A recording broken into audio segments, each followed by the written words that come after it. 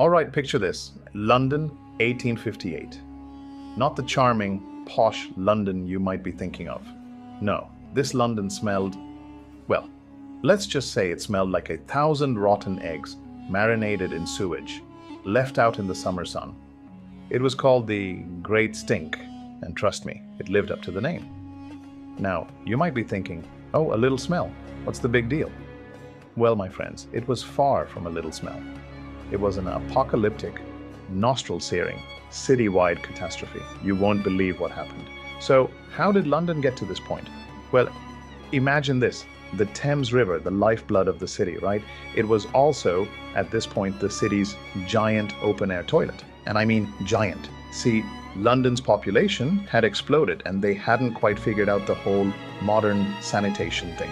People were dumping everything into the Thames. And I mean everything. Human waste, industrial waste, you name it. It was a cocktail of, well, let's just call it aromatic ingredients. Now, you're probably thinking, that's gross, and you'd be right, but it got worse.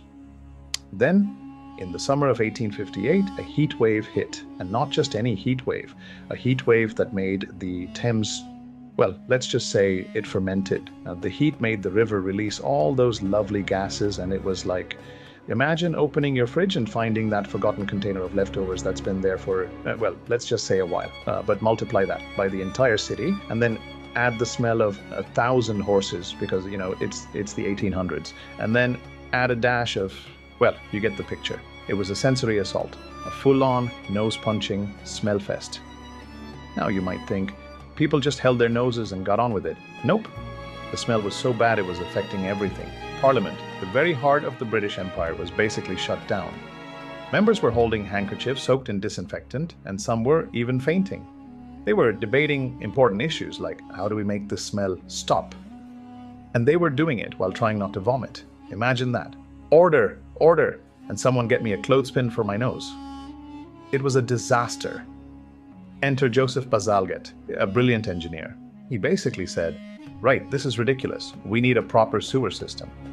And he designed one of the most incredible engineering feats of the 19th century. Miles and miles of sewers, built under the city. It was a monumental task, and it saved London. Seriously, without him, London might have just dissolved into a giant puddle of stink. He was a hero, a sanitation superhero, if you will. And you know what? Bazalgette's sewers are still working today. That's right, the next time you flush your toilet in London, you're using a system designed in the 1800s. Pretty impressive, huh? The Great Stink taught London a valuable lesson. Don't treat your river like a giant toilet.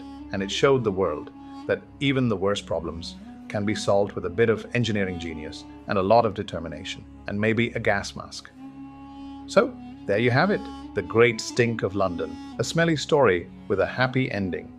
Now, if you enjoyed this little trip down memory lane, or should I say memory stench lane, be sure to hit that subscribe button. And hey, if you want me to tell you more tales of historical hilarity, let me know in the comments and tell me, what did you think?